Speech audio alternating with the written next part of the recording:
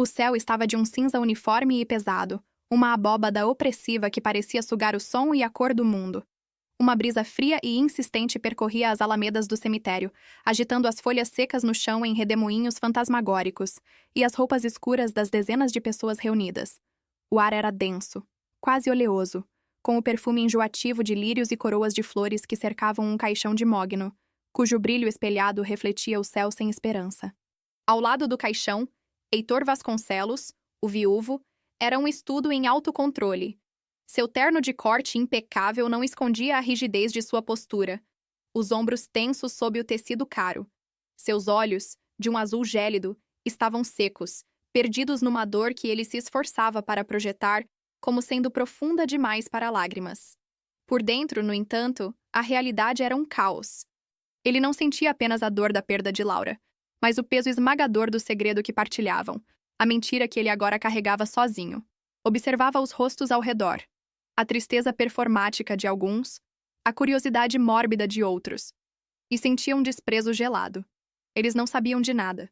O padre, de voz mansa, recitava as últimas preces, palavras sobre vida eterna que soavam como um insulto à finalidade da terra fria e aberta.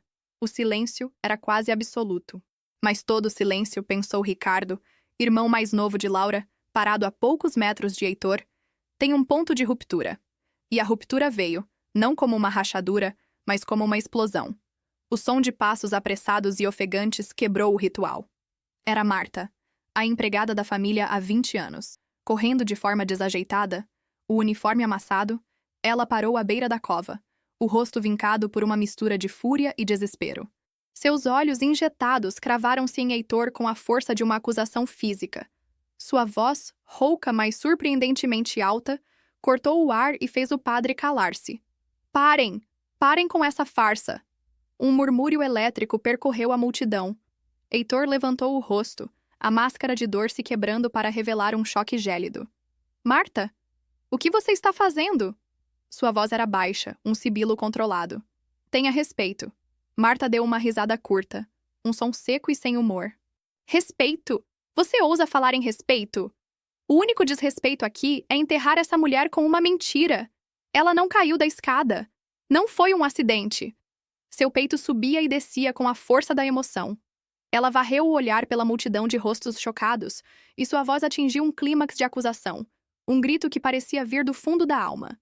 A verdade é que a minha patroa foi assassinada, e o assassino está neste funeral fingindo chorar por ela. O mundo pareceu prender a respiração.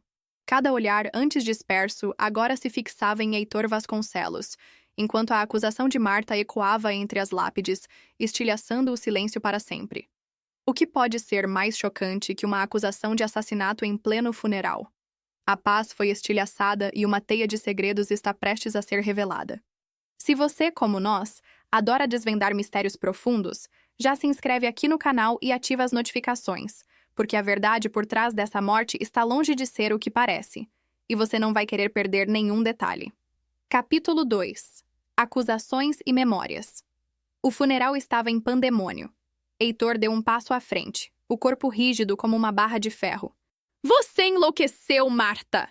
Como se atreve a profanar a memória da minha esposa com essas calúnias doentias? Doentio foi o que você fez com ela, ano após ano, retrucou Marta, inabalável. Sentia que a própria Laura lhe dava forças para aquela afronta. Eu a amava. Talvez mais do que você jamais amou. Vocês todos veem o viúvo sofredor, mas eu via o que acontecia quando as portas se fechavam. Eu ouvia os gritos. Eu via os vasos quebrados por acidente. Eu sentia o cheiro do medo dela. Gritos! Heitor, do que ela está falando? Perguntou tia Amélia, uma irmã da mãe de Laura, horrorizada. Está falando de discussões, de um casamento de 20 anos, explicou Heitor, exasperado. Tivemos nossos problemas, nossas crises, como qualquer casal. Marta, com sua devoção excessiva, está transformando a complexidade de uma vida a dois em um melodrama barato. Ela está distorcendo tudo. Distorcendo? Eu limpava as lágrimas dela do chão do ateliê. Lágrimas que ela chorava escondida para você não a chamar de fraca. Eu via os olhos dela, que antes brilhavam, perdendo a luz, dia após dia, até se tornarem duas poças de resignação. Ela tinha medo de você. A memória que alimentava a Fúria de Marta era nítida como o dia. 6 meses antes, no ateliê de Laura, seu santuário. Laura pintava com uma alegria rara, quase febril. A tela era um turbilhão de azuis e dourados. Heitor entrou, impaciente. O jantar na casa dos Medeiros é em 1 hora. Você ainda está... assim? Estou inspirada, Heitor, ela respondeu, sem se virar. Não posso simplesmente desligar. Inspirada? Ele zombou, aproximando-se. Isso é um hobby, querida. Um passatempo adorável para te manter ocupada. Nossa vida social, por outro lado, é uma obrigação para os meus negócios. Laura largou o pincel. Não é um hobby. É a minha vida. É a única coisa que ainda é minha nesta casa. Não seja dramática, ele disse, a voz gélida. Eu sou o homem que sustenta essa sua arte. Nunca se esqueça disso. Esteja pronta em 40 minutos. Ele saiu, batendo a porta. Laura, com um grito sufocado, atirou um pincel contra a tela, rasgando o centro dourado da obra. Marta, que observava da porta, sentiu uma fúria impotente. Aproximou-se e a abraçou em silêncio enquanto ela chorava, um gesto que se repetirá inúmeras vezes ao longo dos anos. A cena retornou ao cemitério, o rosto de Marta molhado de lágrimas. Ele quebrou o espírito dela. A queda da escada aconteceu um dia depois que ela finalmente tomou coragem para dizer que ia embora. A revelação caiu como uma segunda bomba. Isso é um absurdo! Riu Heitor. Ela nunca, em nenhum momento, disse que ia me deixar. Marta, sua lealdade doentia a transformou em uma mentirosa. Eu não estou mentindo, e eu tenho como provar. Capítulo 3. A defesa e a dúvida. A atmosfera era a de um tribunal a céu aberto. Heitor, um mestre em controlar narrativas, mudou de tática, assumindo o papel de uma vítima incompreendida. Provar o quê, Marta? Com suas fantasias? Com suas interpretações de um casamento que você só via pela fechadura? Você via as discussões, mas não via as reconciliações na madrugada. Você não sentia o perfume dela quando ela dormia nos meus braços. Ele se virou para a multidão, os braços abertos num gesto de vulnerabilidade. Vocês me conhecem. Conheciam a Laura. Nós nos amávamos. Mas o amor não é um conto de fadas. É difícil, é complicado. É feito de falhas e perdão. E Marta, na sua visão simplista, via maldade onde só havia vida real. Você fala sobre o ateliê, mas você não estava lá todas as noites. A cena se dissolveu para uma memória de Heitor, uma que ele usava como um escudo. 2 meses antes. Ele encontrou Laura na sala escura, apática, um caderno de desenho no colo. Ele o pegou e viu os esboços. Figuras tristes, presas em caixas de vidro. A dor dela, que ele tantas vezes ignorara, estava ali, gritando no papel. Uma culpa rara o atingiu. Eu sei que não tenho sido o melhor marido, ele admitiu, a voz surpreendentemente suave. Eu me perco no trabalho, na pressão, e desconto em você. Sua arte não é um hobby, é quem você é. E eu fui um tolo cego. Laura finalmente o olhou, os olhos marejados. Eu me sinto tão perdida, Heitor. Sinto que estou desaparecendo. Nós vamos nos encontrar. Ele a abraçou, sentindo a fragilidade dela.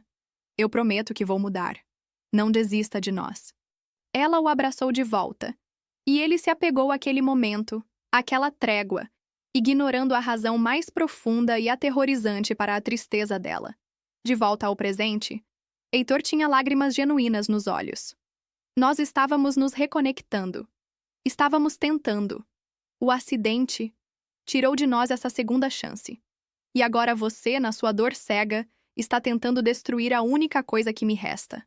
A memória da nossa tentativa de recomeçar. O discurso abalou a todos. Ricardo, irmão de Laura, se aproximou de Marta. Marta, já chega! A dor está fazendo você ver coisas. Por favor, pare com isso. Não! Insistiu ela, a voz trêmula, mas firme. Essa reconciliação foi só mais uma manipulação. Ela se sentiu ainda mais presa. Ele a sufocaria com promessas e presentes até ela não ter mais forças para respirar. Escapar do quê? De um marido que a amava? Exasperou-se Heitor. Escapar de uma gaiola de ouro. E ela deixou a prova. Ela escreveu. A história chegou a um ponto crucial. De um lado, a fúria e a certeza de Marta. Do outro, a dor e a aparente sinceridade de Heitor. A verdade parece ter 2 faces, e a dúvida está instalada. Antes de revelarmos a prova final, Queremos saber a sua opinião. Em quem você acredita até agora? Na empregada leal ou no marido enlutado? Deixe sua teoria aqui nos comentários. Vamos ver quem chega mais perto da verdade no final. Capítulo 4. A prova oculta. Escreveu onde, Marta? Num romance de ficção? Zombou Heitor, mas um brilho de pânico traiu seus olhos. Ela tinha um diário, disse Marta, a voz baixa e precisa. Um caderno de capa de couro azul que escondia debaixo de uma tábua solta no assoalho do ateliê. O único lugar naquela casa que era realmente dela. O rosto de Heitor se contraiu. Um espasmo muscular quase imperceptível. Ele sabia. Lá ela escreveu sobre sua última decisão. A decisão que custou sua vida. Marta enfiou a mão no bolso e tirou uma única folha de papel, dobrada, as bordas amassadas. A última página. A que eu havia escrevendo naquela mesma manhã. Não faça isso, sussurrou Heitor, um pedido desesperado. Mas Marta leu em voz alta. Sua voz assumiu o tom de Laura, cheio de uma resolução dolorosa e esperança frágil. 14 de abril. A decisão está tomada. Não por raiva, mas por instinto de sobrevivência. A conversa de ontem à noite não foi uma reconciliação, foi uma sentença. Vi nos olhos dele não o arrependimento, mas o pânico de um proprietário prestes a perder sua posse. Ele nunca vai me deixar ir.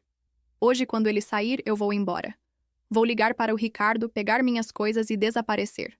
Pela primeira vez em anos, não sinto medo, sinto alívio. Adeus, Heitor. Adeus a esta casa que se tornou minha prisão. A leitura terminou. O papel tremia na mão de Marta. Ela ia te deixar naquele dia. O acidente aconteceu menos de 2 horas depois. Você voltou para casa mais cedo, não foi, Heitor? Você a encontrou fazendo as malas. O que aconteceu no topo daquela escada? O silêncio de Heitor foi uma confissão. Ricardo, o irmão de Laura, avançou, o rosto transfigurado pela fúria. Monstro! Você matou a minha irmã! Ele se lançou sobre Heitor, e o caos explodiu em violência. Capítulo 5. A confissão inesperada. Outros parentes seguraram Ricardo. Gritos de assassino ecoavam. Heitor ergueu as mãos rendido. Por favor, parem. Sua voz estava fraca. É verdade. Um suspiro coletivo. Tudo que está naquele papel é verdade. Ela ia me deixar. Eu voltei para casa e a encontrei no quarto. Nós discutimos. No topo da escada. Mas vocês não têm todas as peças. A peça mais importante. A que muda a imagem inteira. Ele ergueu o rosto, os olhos cheios de uma dor antiga e insondável. Laura não estava fugindo de mim. Ela estava fugindo de uma coisa que nem ela nem eu poderíamos derrotar. Ricardo, as dores de cabeça, o cansaço, a perda de peso, não era estresse. Nós recebemos o diagnóstico há 3 meses. Glioblastoma multiforme. Estágio 4. Inoperável. O choque silenciou a multidão. As palavras assassino morreram no ar. Marta franziu a testa, a confusão nublando sua certeza de ferro. Os médicos deram a ela 6 meses. Continuou Heitor. 6 meses de uma degeneração progressiva e cruel. Perda de memória, de controle motor, dor. Ela me fez jurar que não contaríamos a ninguém. Ela não queria piedade. A reconciliação sobre a qual falei aconteceu na noite em que ela me contou. A promessa que fiz não foi sobre uma galeria. Foi sobre estar com ela até o fim e ajudá-la a ter o fim que ela escolhesse. A revelação caiu como uma bomba, destruindo a estrutura da acusação. A verdade era mais complexa e dolorosa do que qualquer um imaginava. A memória daquele dia no consultório era uma ferida aberta na mente de Heitor. A sala bege, o cheiro de antisséptico. O médico, um homem gentil com olhos tristes, apontava para imagens brilhantes num negatoscópio. A localização do tumor, aqui, torna a cirurgia impossível, dizia ele, enquanto Heitor via apenas uma mancha branca, um predador crescendo dentro da cabeça da mulher que amava. Laura não chorou. Apenas encarou as imagens com uma calma aterrorizante. O silêncio no carro, a caminho de casa, era esmagador. Foi ela quem o quebrou. Eu não vou virar um legume numa cama, Heitor. Eu não vou deixar que a última imagem que tenham de mim seja de uma mulher doente, babando, incapaz de reconhecer as pessoas. Nós vamos lutar. Ele começou, a voz falhando. Não. Ela o cortou, os olhos em chamas de determinação. Você vai me prometer. Prometa que não vai deixar isso acontecer comigo. Prometa que vai me ajudar quando a hora chegar. Ele entendeu a súplica terrível em seus olhos. E com o coração se partindo em 1 milhão de pedaços, ele prometeu. De volta ao cemitério, a expressão de Marta era de horror e incredulidade. Não, não pode ser. Ela nunca me disse. Ela não disse a ninguém, Marta, disse Heitor. Esse era o nosso fardo. A carta, ela não estava fugindo de mim porque eu era um monstro. Ela estava fugindo da doença. Ela ia simplesmente desaparecer para me poupar de cumprir aquela promessa terrível. E isso eu não podia permitir. Capítulo 6. A verdade amarga. Quando a encontrei com as malas, eu não senti raiva. Senti pânico. A voz de Heitor era um murmúrio de desolação. Um pânico gelado. Ela estava quebrando o nosso pacto. A discussão no topo da escada foi sobre amor e desespero. Eu implorei para que ela ficasse. A memória final se desenrolou em sua mente, agora com a clareza da verdade. No topo da escadaria. A discussão não era uma briga, era uma súplica mútua. Eu te amo demais para te transformar no meu enfermeiro. Ela chorava. Não me roube o pouco tempo que nos resta, ele implorava. De repente, uma dor aguda, súbita, atravessou a cabeça dela. Ele viu a mudança nos olhos dela, um clarão de dor seguido por uma névoa de confusão. Ela cambaleou. Heitor! A dor! A tontura! Ela tropeçou para trás, o calcanhar encontrando o vazio. Não houve empurrão. Houve um corpo traído pela doença no pior momento possível.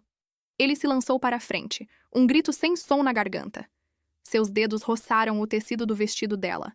Tarde demais. O som oco da queda e depois, o silêncio final. Ajoelhado ao lado dela, em meio à dor paralisante, ele tomou a decisão. Frio, lógico, desesperado. Para proteger a memória dela da piedade que ela tanto temia, para honrar sua última vontade, ele desfez as malas, escondeu o diário e criou a história de um acidente doméstico. Ele escolheu carregar o fardo da suspeita para proteger a única coisa que lhe restava dela, sua dignidade. A realidade voltou ao cemitério. Eu não a matei. A doença a matou, concluiu Heitor. Eu menti, sim. Menti para a polícia. Menti para todos vocês. Menti para proteger a honra dela. Eu preferi ser visto como um monstro a deixar que a vissem com pena. Ele se virou para Marta. O horror consumiu o rosto dela. Seu ato de justiça foi a profanação final do desejo de sua patroa. A certeza que a guiará se transformou em veneno. Meu Deus! O que foi que eu fiz? Sussurrou ela, as palavras presas na garganta, desabando em um choro de culpa avassaladora, caindo de joelhos na grama. Ninguém se aproximou dela. Ninguém se aproximou de Heitor. Ricardo finalmente caminhou até ele. Não havia mais raiva em seus olhos, apenas uma devastação compartilhada. Colocou a mão no ombro de Heitor, um gesto silencioso de paz e luto conjunto, e se afastou. A multidão se dispersou, deixando para trás as flores e as almas quebradas. Heitor caminhou até o caixão, sozinho. Ele colocou a mão sobre a madeira fria. Perdão, meu amor. Eu tentei. As primeiras gotas de chuva, grossas e frias, começaram a cair, lavando tudo, exceto a amarga e indelével verdade. Uma verdade amarga, capaz de transformar vítimas em monstros e monstros em vítimas. Histórias como essa nos fazem questionar tudo o que pensamos saber sobre justiça e amor. Se este final chocante também mexeu com você, não guarde essa emoção só para si. Deixe o seu like para apoiar nosso trabalho. Compartilhe com alguém que precisa conhecer essa trama. E, claro, se ainda não for inscrito, junte-se à nossa comunidade para mais mistérios que desafiam a alma. A gente se vê na próxima história.